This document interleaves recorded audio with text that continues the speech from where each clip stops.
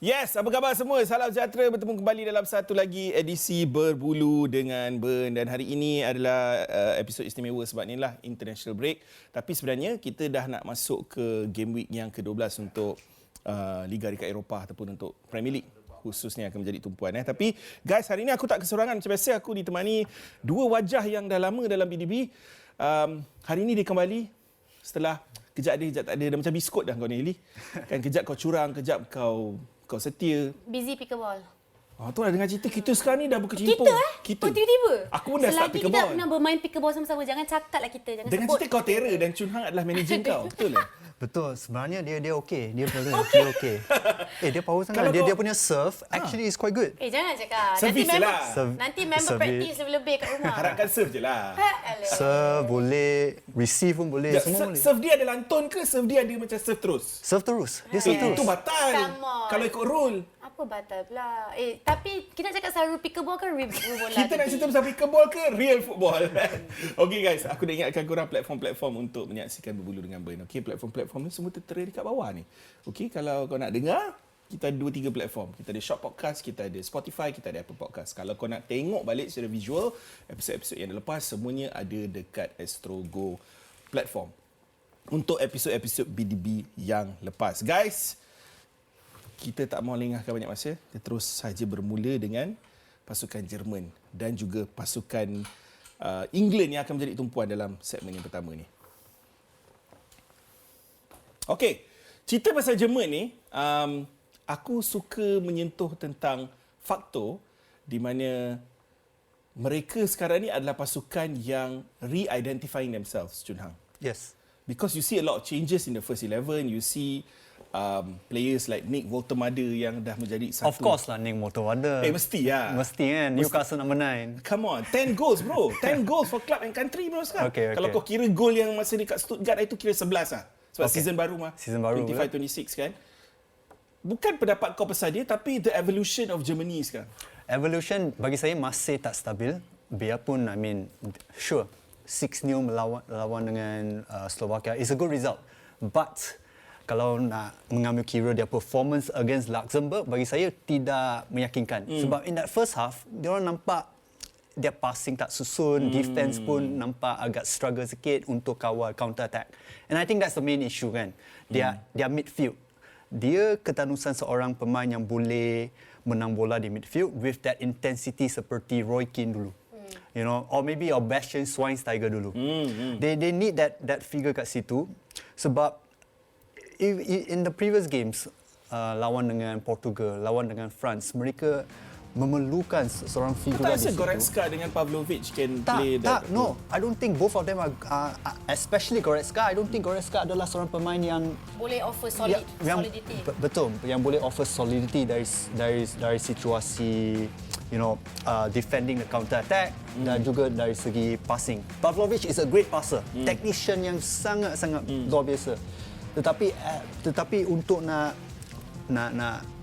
stop the transition, bagi saya they need someone else. Like Didi Hamann dulu macam tu. Macam tu lah. Defensive. Just nak sentuh bila you katakan Germany sekarang tengah melalui evolution phase yang masih tidak stabil. So they're going through transitional phase. Yes. So dalam aspek apa kalau you boleh clarify yang diorang lebih memerlukan kematangan untuk nak move towards that stability? Okay, kalau kita lihat kepada statistik. Let's go. Statistik. Lama tak dengar. Okay, so diorang memang satu team yang kuat pegang possession. I think they have 73% possession throughout the entire kelayakan Piala Dunia kan. Tapi mereka hanya ada, I think, 16 gol. And 6 of the goals come in one game, Slovakia. Betul. So, diorang nak, orang kata, dia penciptaan peluang, dia creativity hub di situ agak kurang. And I think it's because of Jamal Musiala punya ketiadaan dia lah. Ketiadaan. Sebab bagi saya, Jamal Musiala is one of the best problem solvers di atas padang. Nak kata, let's say, katakan satu pasukan yang maksudnya ruang agak sempit kat situ, dia boleh dribble kat dalam, boleh membuat 1-2 passing yang sangat baik. And I think they miss pemain seperti zaman Walaupun Musiala. adanya Florian Wirtz dalam pasukan ni, walaupun kau ada creativity players like Serge Gnabry, Leroy Sané, Tapi mereka berbeza. Mereka adalah playmaker yang sangat berbeza. Like for me, I think Florian Wirtz, dia adalah seorang pemain yang thrive dalam half spaces, dalam ruang yang tertentu. Bukan semata-mata memberikan dia freedom ataupun kebebasan untuk melakukan hantaran ke apa. And that's why ada difference yang sangat besar kalau kita nampakkan Florian Wirtz sekarang dengan masa dekat Leipzig. Exactly. Because Leipzig operated in half spaces system. Leverkusen. So yes. sebelum dah lalang kita cerita Wirtz ni, kita start dengan Wirtz lah. Form yang nampak agak hambar dekat Liverpool pada ketika ini, aku rasa tak perlulah kita sebut kan. Malahan dalam segmen ketiga nanti kita akan pilih best signing, worst signing masing-masing. Tak ada siapa pun pilih Wirtz. I'm surprised because I thought someone akan pilih Wirtz. Mungkin aku akan menyentuh tentang dia, tapi yelah, benda-benda macam 007 dah menjadi 011, ada yang kata 014 dan sebagainya. So for someone yang begitu high profile Chun Hang, Eli, yang datang masuk ke dalam Premier League, of course the pressure to deliver dengan price tag yang bernilai 116 juta pound teramatlah tinggi. Adakah kau rasa dia crack under pressure ataupun dia still struggling nak adapt dengan the physicality of the Premier League? Yeah, I think so. I think this was the exact point yang kita bincangkan dalam episod BDB untuk minggu lepas. Bercakap pasal bukan adapt dengan physicality. And tadi actually disclaimer, bercakap dia bermain di Leipzig masih lawan Slovakia, like at the place, not like Leverkusen. Okay. Yes, he was a creative force kat Leverkusen. But also that's the half spaces system yang banyak kita nampak dekat klub lama beliau. Tapi dengan Liverpool, not just the physicality. Betul. So kalau it's not just the physicality but also the intensity of the gameplay. Sebab kita nampak difference dari segi impact dia bila dia main dekat Champions League. To be fair, a big of a different player when it comes to... Nagelsmann ada make this statement earlier masa player-player baru join dia. Okay? Dia kata banyak player Liverpool tak suka shoot daripada chances-chances yang Wirtz created, which is, to be fair, aku dah nampak compilation of chances yang Wirtz created yang tak disudahkan oleh Liverpool players, and also banyak juga situasi di mana orang boleh pass kepada Wirtz, tak pass kepada dia.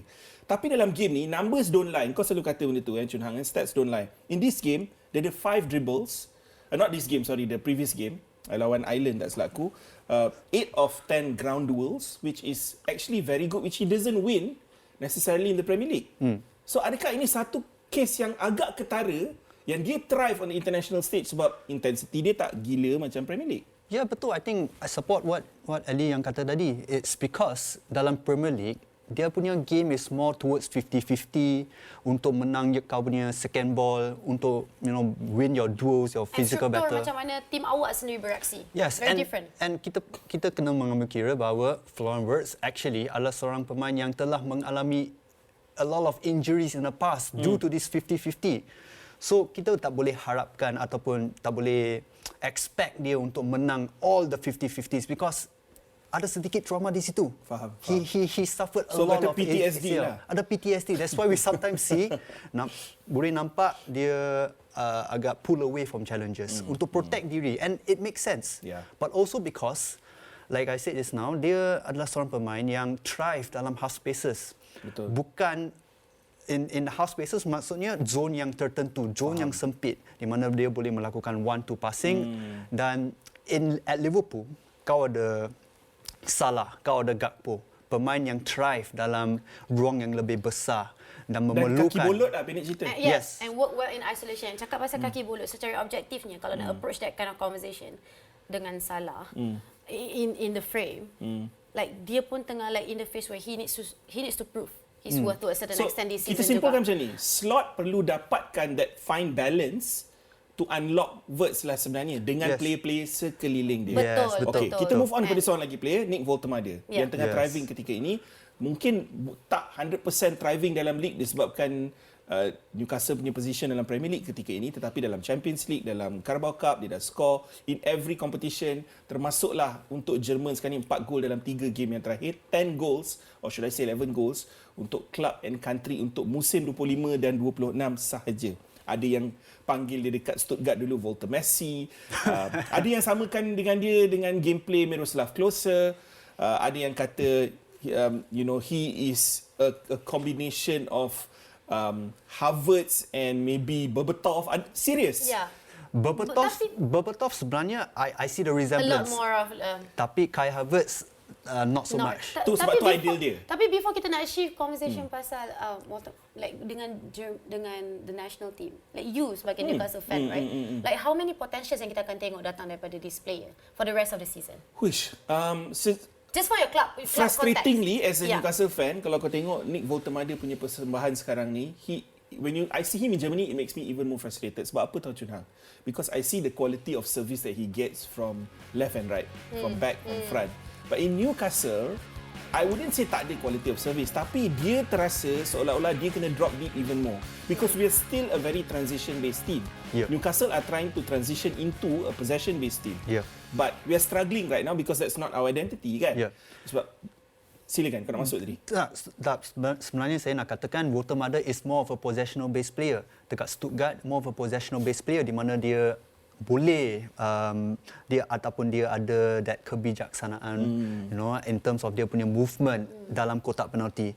And that's something that Newcastle do not provide. Correct. For now lah. For now. Yeah, and cakap pasal for now. For now, It does struggle. Woltemade ada space and time, and like di mana dia boleh beraksi because Germany missing other attackers. Kau sedar tak, Eli? Where does he come in bila other players, these players come Eli, back sorry, for the sebelum kau national jawab, kau sedar tak apa yang kau cakap tu adalah seolah-olah kau pun dah mula menyedari dengan kenyataan kau tu yang Newcastle sekarang ada identity crisis. That's why we're 14th. Because there are games kita main possession-based football. Yeah. There are games yang kita try to main transition. Which brings to another question, like the crisis comes from where exactly? Tapi itu bukan kita nak bincangkan untuk episod ni lah. So kita save untuk minggu depan. Okay. Kalau Newcastle relevant, topik yang relevant untuk kita bincangkan. But going back to you, like so when Germany gets all their attackers back, All the attackers back. Maksudnya Musiala ada Kai Havertz. Ada Havertz. Like where does Woltemade stay? Okay, bagi saya it depends. Dia antara Kai Havertz atau Woltemade for the number 9 So spot. dia 9.5 lah. Bukan. It But really positionally, depends on opponent lah. Sebab Woltemade dia adalah seorang clinical striker. One of the best clinical striker since Miroslav Klose boleh katakan. Technically excellent. Technically sangat baik, tetapi link up play. Link up play kalau nak kata melibatkan pemain-pemain lain dalam struktur attacking, itu barang Kai Havertz. Kai Havertz needs to play if you want to play macam link up ke atas, nak buat pressing. Sebab dia adalah seorang pemain yang sangat fizikal dan sangat bijak dari segi movement. And that's the kind of player yang you katakan tadi, nak katakan profile untuk even kalau main kat bahagian tengah. Kalau Kai Havertz main di bahagian tengah, that would be the kind of profile yang yang boleh interchange go up dengan and go, very tak nafikan bila dia kembali dia akan memainkan peranan yang cukup penting dalam pasukan Jerman dan juga untuk Arsenal lah. Actually as an option to Victor Gyökeres pada ketika ini. Okay guys, kita akan tutup cerita berkaitan Germany. Kita akan beralih ke England kerana England adalah satu senario yang sangat penting juga pada ketika ini kerana menang dengan rekod yang 100%. Which is not something surprising sebab England dalam qualifier sentiasa tak pernah mengampakan ataupun jarang mengampakan. 22 gol, 8 menang daripada 8 perlawanan, tak bolos langsung. 22 gol dijaringkan macam aku cakap tadi, dah layak ke Piala Dunia 2026. Pasukan England bawah Tuchel menjadi pasukan Eropah pertama abad ni yang layak ke kejuaraan utama dengan rekod 100% tanpa bolos. Tak silap aku, even Spain tak bolos dalam kelayakan mereka. Tapi orang selalu tertanya tau, kenapa England fans macam aku ni lebih ada harapan because Tuchel's the manager. Kalau Southgate pun kita banyak buat benda yang sama dari segi kelayakan, selalu positive Eli Chun Hang. Tapi when it comes to Tuchel ni, kenapa aku ada extra added faith adalah aku rasa dia boleh manage egos dalam tim ni. Ya, betul. And kau dah nampak dah apa yang dia buat dengan Bellingham. Actually, bagi saya nak kata egos, actually Gareth Southgate pun seorang manager yang is actually boleh manage ego-ego dalam pasukan, boleh cultivate satu dressing room yang sangat harmony. Actually, I think there's not much of a difference. I disagree. Sebab apa? Or else, why would Ben White not want to represent England under him? And immediately after Tuchel took over, dia kata dia available for selection. Tetapi itu bukan pasal Gareth Southgate, itu pasal the assistant coach. Correct, which is part of his dressing room staff, isn't it? Dressing room staff, tetapi bukan dia yang control. But bro, aren't you in charge of kau punya staff sendiri? Debatable. Ibarat Jurgen Klopp kata Pep Linders ni bukan sebahagian daripada dia. Back then, kita bagi contoh. Okay, fair So, enough. kau faham maksud aku? Macam, Okay. setahu aku staff Steve Holland kan yang kau maksudkan tu kan? Yes, Steve Holland. Yang membawa masalah isu dia dengan Ben White yang memaksa Ben White tak join. Okay, tapi sekarang ni Ben White lupakan cerita ni lah sebab Ben White tak select pun. Kan? Tapi realiti Chunan, bukan kita nak sanggah-menyanggah pun. Kita lebih kepada nak cerita tentang apa yang Tuchel bawa ni is bukan saja dia tak boleh manage ego. Apa yang dia katakan pada Bellingham after that game? Dia showed clear dia upset, naik tangan apa semua sebelum keluar game yang terakhir yang England menang lawan Albania. Betul? 84 minutes. Actually, to be honest, saya rasa it's all an overreaction. It's all blown out of proportion. Aku setuju sebenarnya. Dan bagi saya, Thomas Tuchel, ini adalah isu dari dulu. He isn't a coach yang boleh manage dengan personality yang terlalu besar seperti apa yang dia buat dekat PSG. A lot of fallout happening there. During the end period of dia punya time dekat Chelsea and Dortmund, ada banyak isu kat situ terhadap harmoni pasukan, harmoni dengan dressing room. Lukaku and all that kan. Exactly, with Lukaku. Tetapi tidak boleh menafikan dia adalah seorang tactician yang sangat-sangat luar biasa. And that explains sebenarnya, like, kalau kita nak cakap ataupun nak sentuh sikit tentang dia punya substitution decision. Yes. Like it's not Bellingham. 1, it's not 2, it's not 3, but it's like 4, right? And semua ada impact dari segi like now we get to see quality triangle, Foden, Yes. Eze, and like it all happened. And even the changes yang Tuchel buat pasal legacy cap. Kita tahu benda tu dibuat oleh FA lah. But bila kau tengok Tuchel memberikan legacy cap kepada Elliot Anderson, kepada Jet Spence recently being one of the first Muslim players to actually be in the England squad, and also recently Gerald Kwanzaa apa semua kan. Bukan saja bagi cap, tapi kau pernah tengok bawah Southgate, dia player dapat cap Chun Hang, but they don't end up even getting 1 minute on the pitch. But here, he wants to cultivate, macam kau cakap, atmosphere, dressing room where everyone terasa diri dia penting. And picking up the point apa yang you kongsikan, kata dia nak cultivate that team culture, but also it's actually satu common mentality yang kita dah nampak dekat all these elite managers. Like we talk about Pep, we talk about Mikel, we talk about Tuchel now. Mereka bukan dalam perancangan untuk membina the first 11, the best first 11. Dan tahukah anda? Diorang dalam perancangan untuk membina the very best team out there. Betul. And the team involve players on the bench. Tahukah anda, Chun Hang, dia ada leadership group juga yang terdiri daripada Harry Kane, Jude Bellingham, Bukayo Saka, Mark Guehi dan Declan Rice. So you mean sama punya leadership group dari Gareth Southgate punya camp? Dia teruskanlah disebabkan these guys ada seniors in the team kan, I'm guessing lah. Yeah, but not the seniors, because like doesn't mean they're seniors they get to stay in that camp. Maknanya Betul, memang tapi ada impact lah. when you look at how they're playing for their clubs, because aku rasa Tuchel ada cakap kenapa Kobe Mainoo is not selected for the squad is not because it's not good, it's because he's just not getting game time kan. Yes. So maksudnya for Thomas Tuchel bukan apa yang dia telah ubah, it's apa yang dia kekal. Right, it's more of what dia teruskan dalam sistem England. Maksudnya dia kekalkan brotherhood lah, kekalkan brotherhood, kekalkan leadership, kekalkan defensive record yang baik, kekalkan set piece record yang sangat baik. Okey. Aku nak pergi ke Twitter jap sebab aku ada tanya soalan kat Twitter pasal isu Bellingham dengan Tuchel tu, dan pelik juga sebab Bellingham part of the leadership group, so sepatutnya dia faham benda-benda macam ni kan. Yelah, soalannya adalah Jude Bellingham macam tak puas hati lepas kena ganti selepas 84 minit. Tapi benda tu berlaku sebelum dia nak jalan sebab ramai yang kata tak jadi pun. Macam kau cakap lah, it's blown out of proportion. Tuchel pun pergi dalam press conference dia, pergi petik pasal perangai dan macam mana hormat rakan lain adalah wajib ada dalam skuad. So ini adalah komen dia daripada Jai terlebih dahulu. Dia memang patut pun kena sub. Game ni lagi awal, kerap hilang bola, slow decision making. Aku yang tengok full game dari first half lagi duk perhati je, main macam apa je. Dia tak sesuai lah main number 10 tu. Seriously, ada better option macam Foden, Eze, even Morgan Rogers, Bellingham. Overrated. Dahsyat. Mr. Ibnu Saif, dalam tim England ada banyak star dan ego. Bellingham kena terima yang dia bukan sesatu dia dekat situ. Tempat dia tu bila-bila masa boleh ganti dengan Palmer. Setuju. Foden, Eze, Rogers, ni je dah stack. Belum lagi masuk pemain macam Lord Henderson ataupun Gallagher dan Mainoo. Aku tak rasa Gallagher dengan Henderson adalah number 10 lah. Chun Hang, you want to react? Sebenarnya saya setuju dengan Jai apa yang dia katakan bahawa mungkin ada lebih overrated. Bukan overrated, not that part, tetapi ada banyak pemain yang lebih sesuai untuk menjadi number 10 of England. Faham. Seperti Morgan Rogers. Dan Morgan Rogers bagi saya is one of the more tactically disciplined player dalam list tu. in terms of dia punya pressing. Okay. And pressing habit yang Morgan Rogers ada, bagi saya banyak membantu Harry Kane di atas. Okay. And all of this, who's your number 10, who's your winger semua adalah untuk untuk get the best out of your star player, which is Harry Kane as your number 9.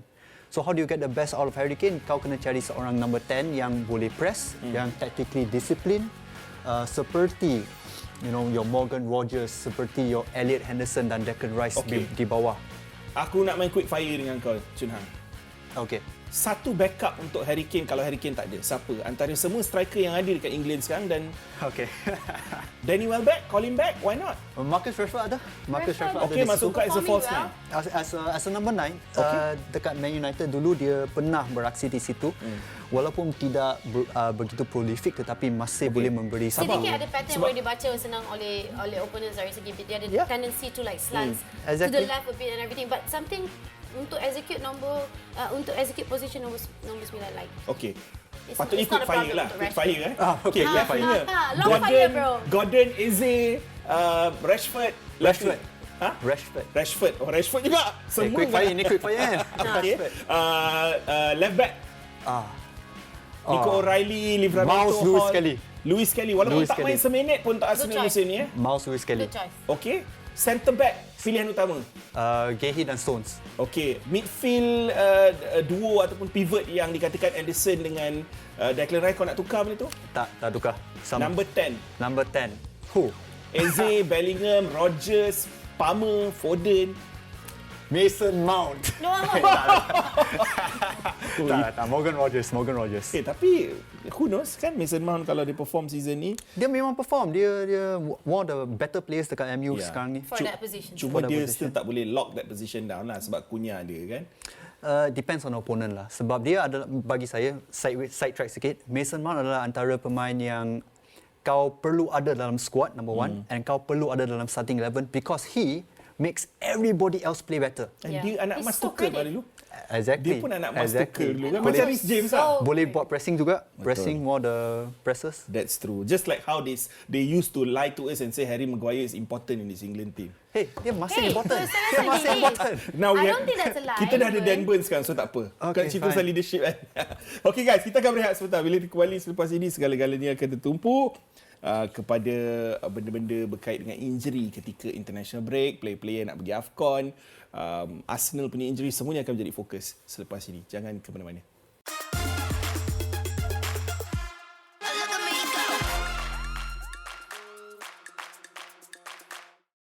Ya, saya. Apa khabar semua? Terima kasih kerana masih lagi bersama Berbulu dengan Burn. Segmen yang kedua ni tertumpu kepada international break dan player-player yang pulang awal daripada injury, ada yang mungkin dah ada persetujuan antara medical department of the club dengan national team dan sebagainya untuk pulang awal. Ada yang tiba-tiba injured, tak jadi pergi. You know, benda-benda macam tu. Yang kena withdraw. Withdraw, tapi bila datang balik dilaporkan, oh boleh pula main untuk game akan datang. Itu bukan perkara baru. North London Derby. Bukan berlaku di World Cup Qualifiers je. Berlaku di sini juga. So, we move on. Okey, yang aku maksudkan Nelly, why aku tanya sebab aku kena throw kat kau ni sebab dilaporkan sekarang kalau Fury is 100% okay, it was just orang kata Precaution kan. precaution lah kan. Tapi Gabriel dilaporkan belum ada kepastian. Scan dah dilakukan, dia memang ada groin injury, tak silap aku, ataupun thigh injury yang dilaporkan sekitar maybe 2 or 3 weeks or even more serious 4 hingga 8 minggu. Betul. Itu ada satu loss yang besar. Betul, especially bila kita ada Champions League game lawan. Oh, kau tak anggap North London Derby ni susah? Kau tak sebut sorry. North London Derby. Sorry. Tak terfikir yang lebih besar dulu. Okay, okay. But also I think like 2 minggu and then injury dekat dia punya adductor, right? Yes. And tengah check. Adapter tu benda sebenarnya. Aku teringin nak tahu. Aku terlupa Okay, I'm not the bahagian peha lah kan? rasanya kat bahagian peha lah. Like, kalau itu the Yeah, right. because I always wonder. Adapter tu which part? But I think kalau you cakap dari segi like risiko untuk Arsenal nak sustain their momentum and everything else, saya bukan seorang pemerhati bola sepak yang akan katakan every team sports or like team should revolve around one player, but to a certain extent akan bagi impact dari segi whatever Mikel punya plan that he has in his book kan.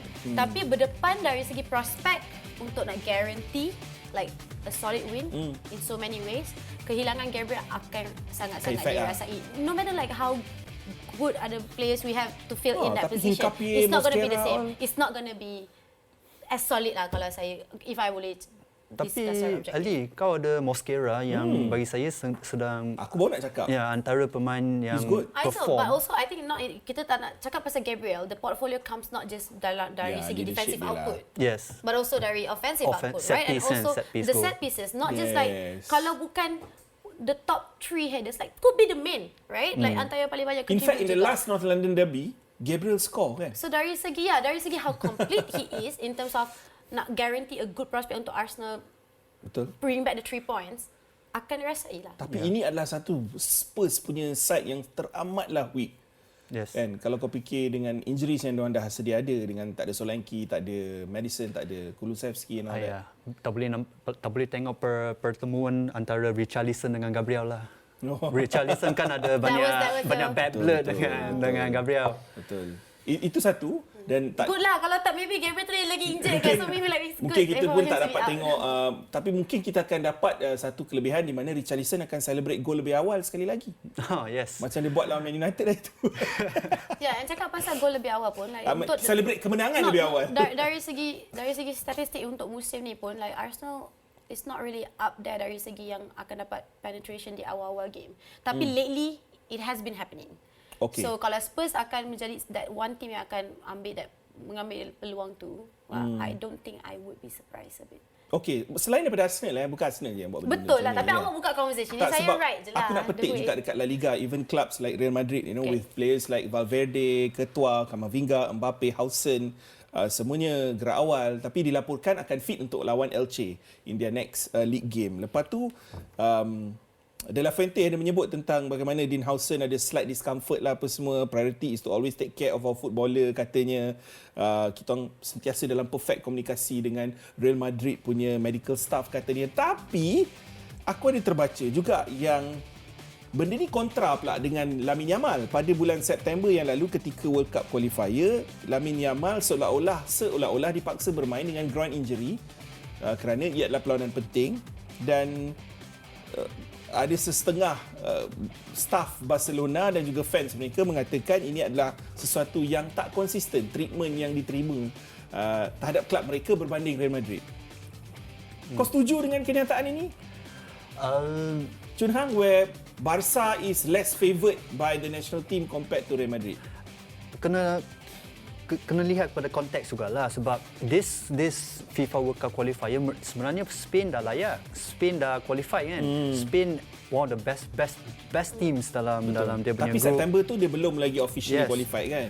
Against a stronger opponent. Exactly. Saya tak pasti siapa, tetapi you said a strong opponent, and in that strong opponent kau kena ada Lamine Yamal dalam form terbaik.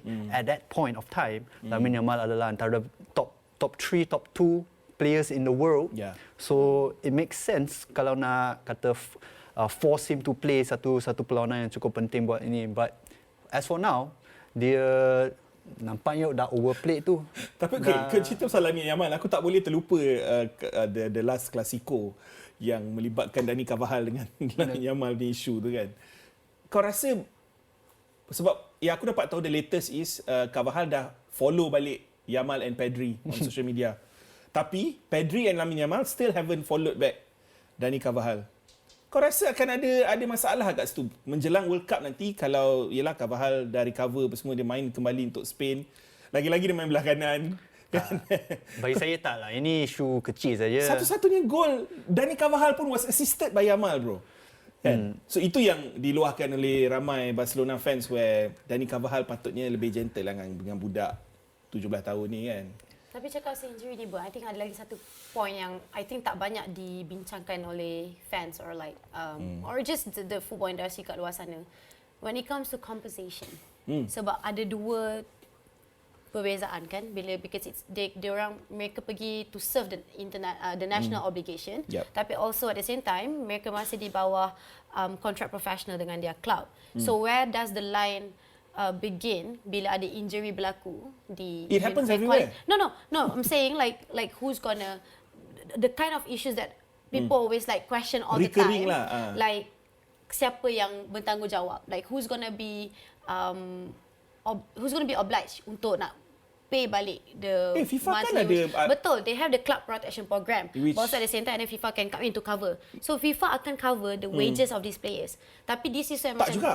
FIFA akan cover sekali dengan the Dia club akan bayar protection club. program. For example, yeah, it's CPP lah. It's what they call it. Yeah. Tapi pada we cakap pasal big names and come with unrealistic wages and ambil pada FIFA punya. So mereka yang bincangkan. So you cakap pasal injury, right? So I thought like di satu, I rasa tak banyak dibincangkan like. So actually like FIFA banyak put aside unrealistic budget untuk players with unrealistic so wages. mungkin diorang manage diorang punya finance diorang sendiri ya, sebab diorang takut kalau apa-apa jadi kat players ni, diorang juga yang kena keluar duit. Contoh, bagi contoh yang terbaik, betul, yang kau sebut pasal CPP ni, it happened to Newcastle with UN Visa. So we bought him for, Newcastle beli untuk £55. Yeah. Okay. 55 pound. 55 juta pound. Tak sempat main pun, terus pergi mewakili Kongo dalam diorang punya World Cup qualifier, tak silap aku waktu tu. And he got injured, lutut, 2 months out. Tak silap aku, Newcastle got something like £6 million back. Something like that. Itu yang aku baca lah daripada FIFA sendiri.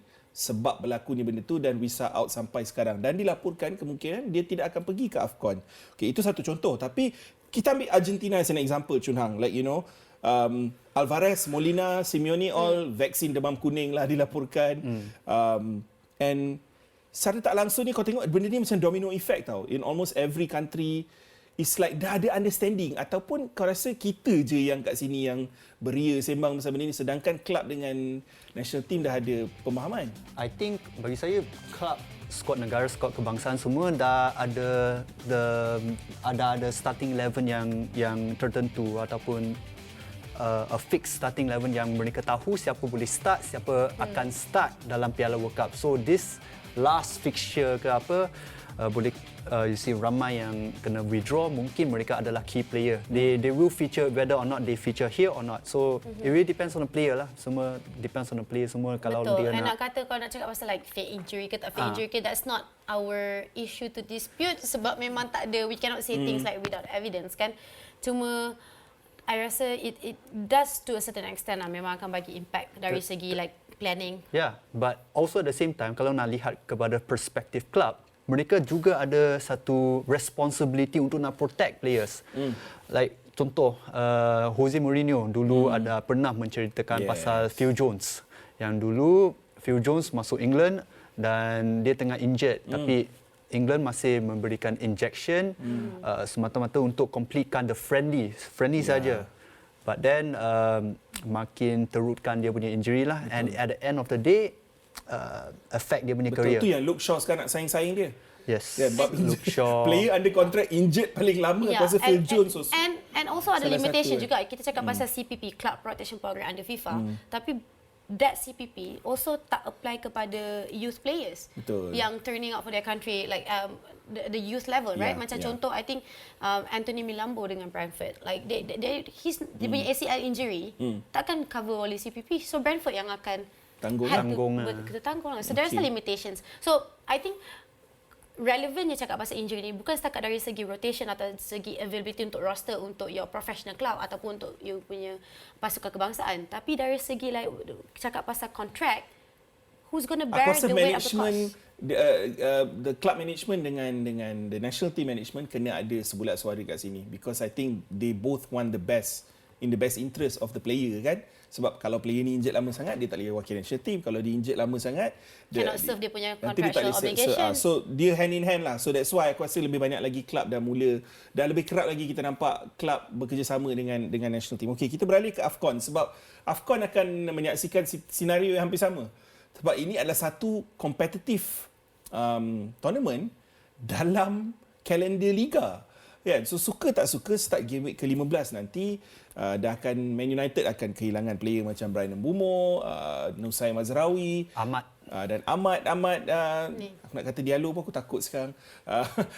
Kau boleh nampak list dia yang aku dah compile kat sini untuk korang. Everton ada Ndiaye dengan Gay. So dari segi kepentingan player-player ni untuk setiap klub, MU ada, sabar. Kita letak page yang kedua sebab huruf dia tak cukup kan.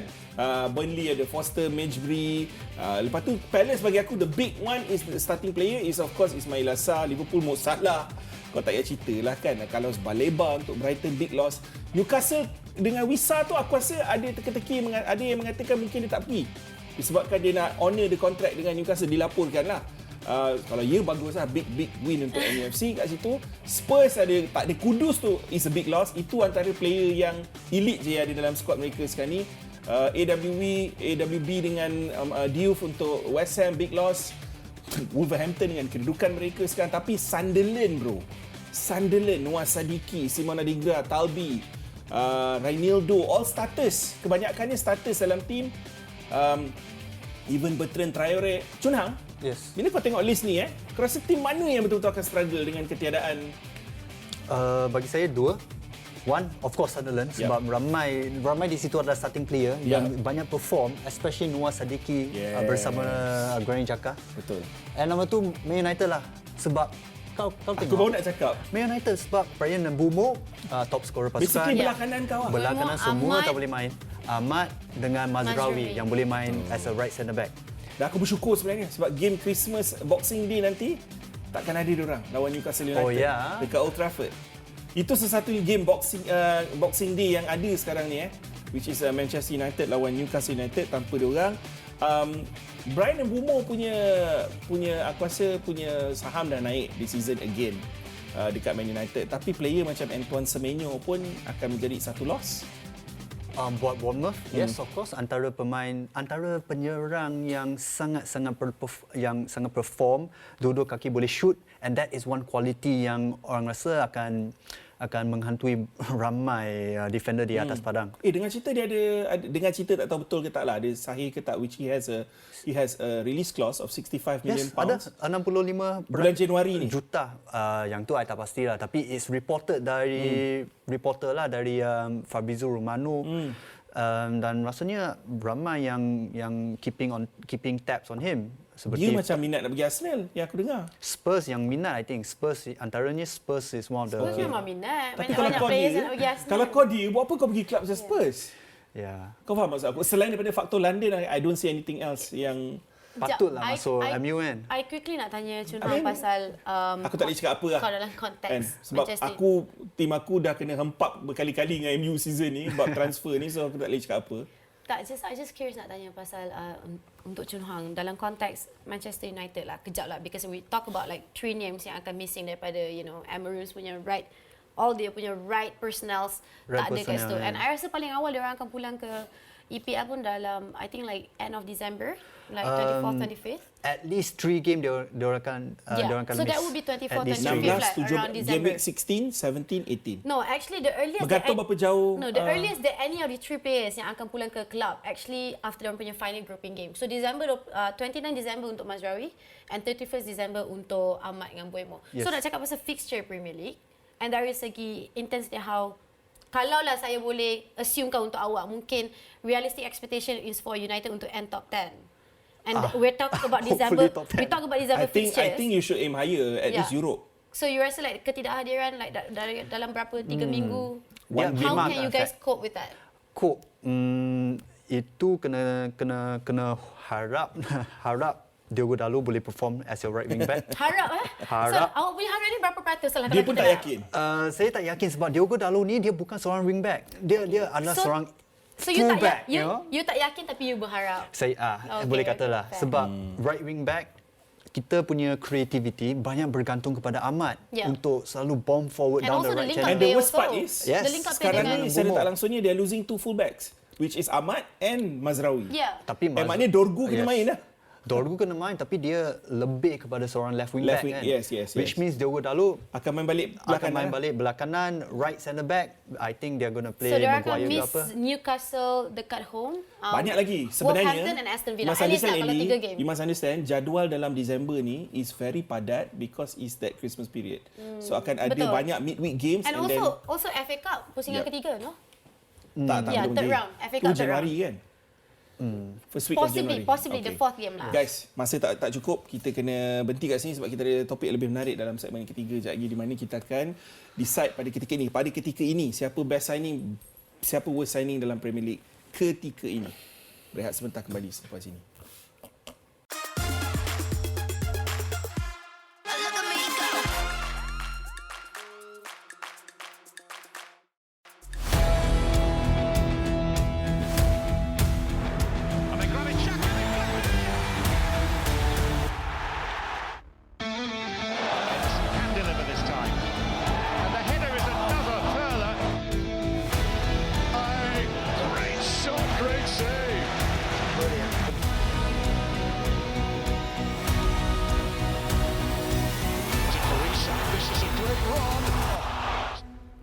Alright guys, aku tak mahu lengahkan banyak masa. Aku start terus dengan gua punya. Dalam montage tadi pun kau boleh nampak yang salah satu ni adalah pilihan aku. Bagi aku the best signing based on club mana yang dia join dan di mana club itu sekarang. Dan kalau tak ada dia dalam club ni, club tu tak function bagi aku. Pemain itu adalah Granit Xhaka. Is my best signing so far dalam Premier League.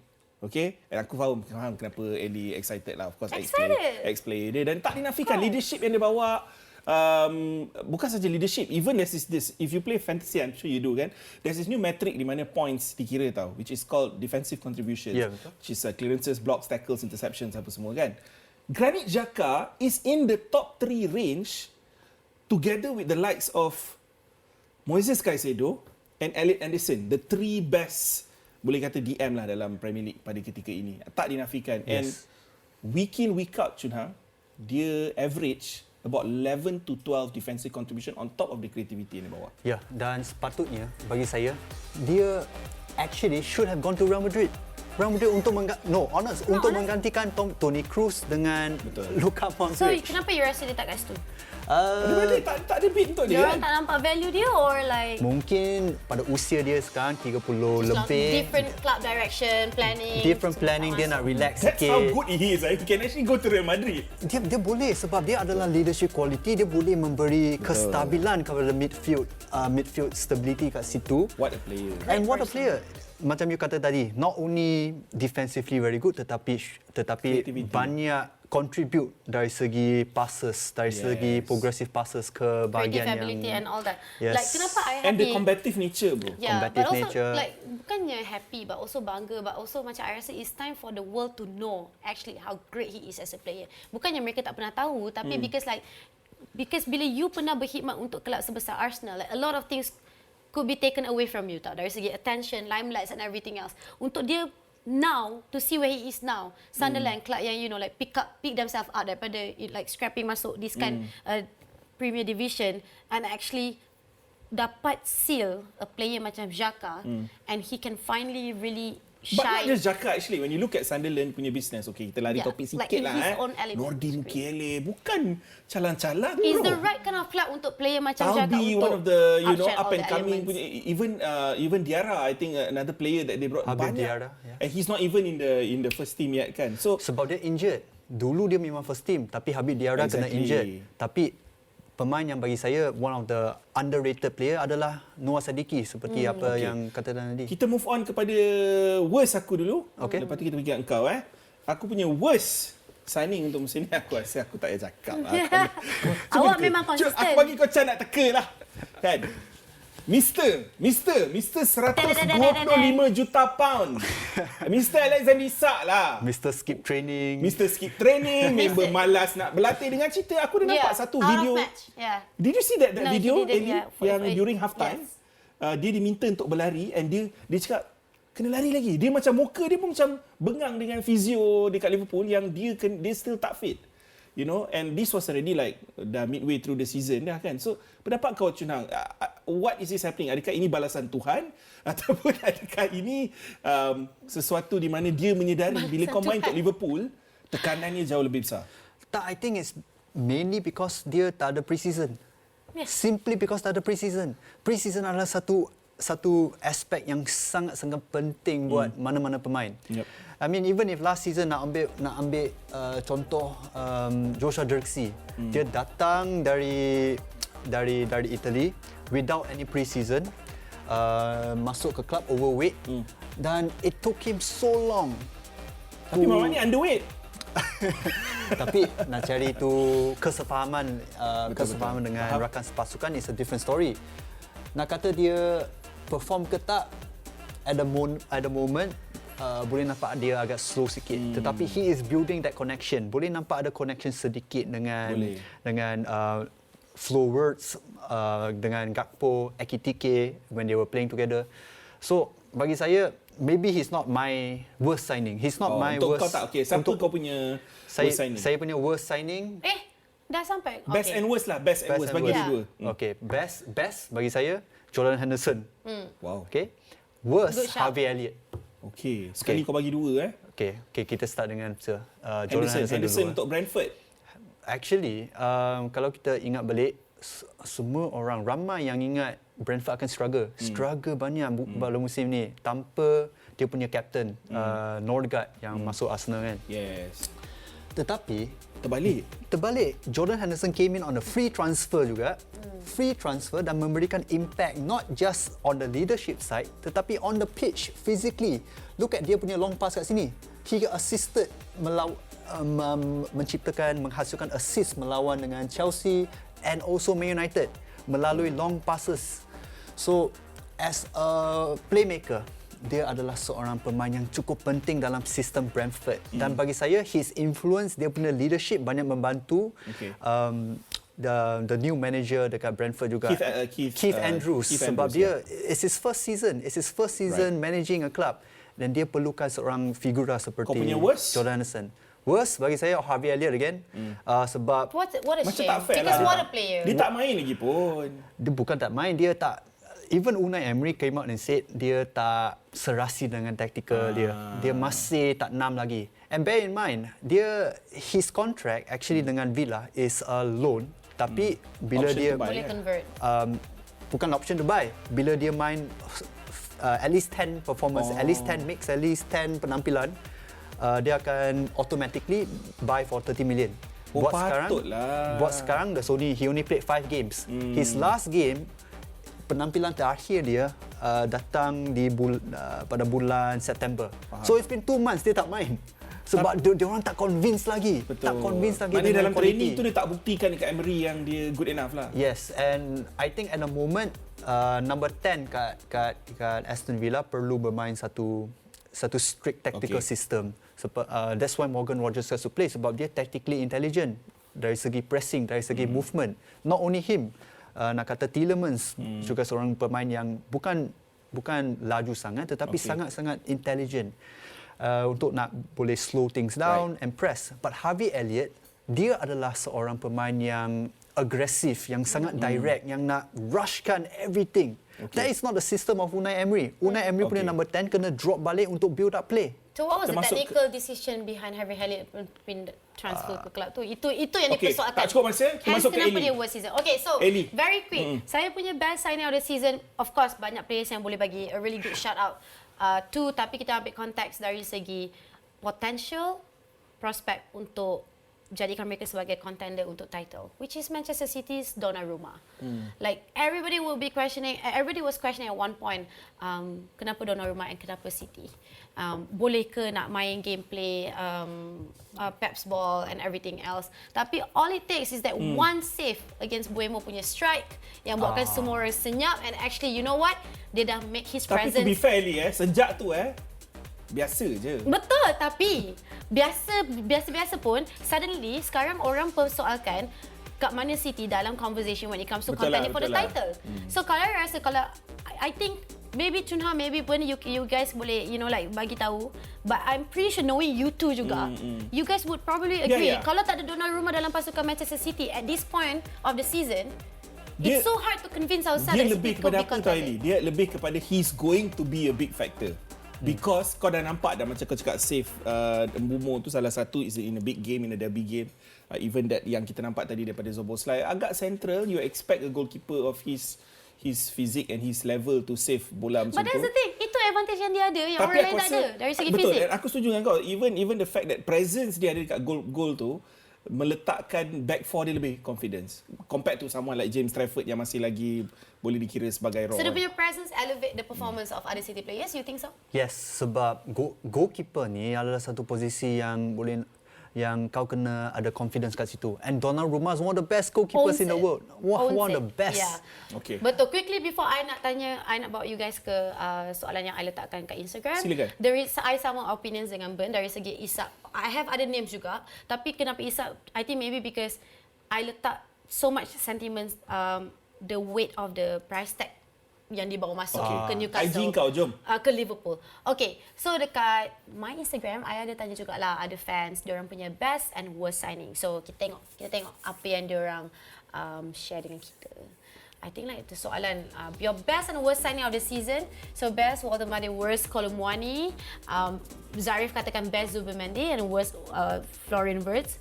And Roy Cooper, banyak betul nama. Uish. Like I best Zubimendi, KTK, Shaka, worst Harvey Elliott. So I think all these other names yang kita sempat nak even discuss pasal Zubimendi pun. Banyak fan Arsenal lah aku tengok kat sini Okay lah, tanya kat Instagram saya kan. But also, actually kalau kita ada masa, kalau cakap secara objektif pun Zubi could be one of the names juga Zubi, on a really aku good suka side. shout Estevao. Estevao actually just unlucky dia tak start banyak games because aku rasa it's being managed juga dia punya game time daripada Maresca kan. Yes. Tapi he can easily be one of the best players juga dalam kategori tu. Yes, bagi saya I think Even Garnacho. top 5. Even Garnacho. Jangan Aku tak kau bengang. Jangan start. Aku tak kau bengang. Tapi kau kena akui Garnacho start to live at Chelsea not bad. Belum. Permulaan je maksud aku. But this is the story of Garnacho. Itu normal lah. Itu normal. Dia adalah seorang pemain yang as in terms of ball carrying dia sangat baik. Tetapi dribbling dia, one on one dia confirm kau takkan beli dia dalam FPL. Of course not.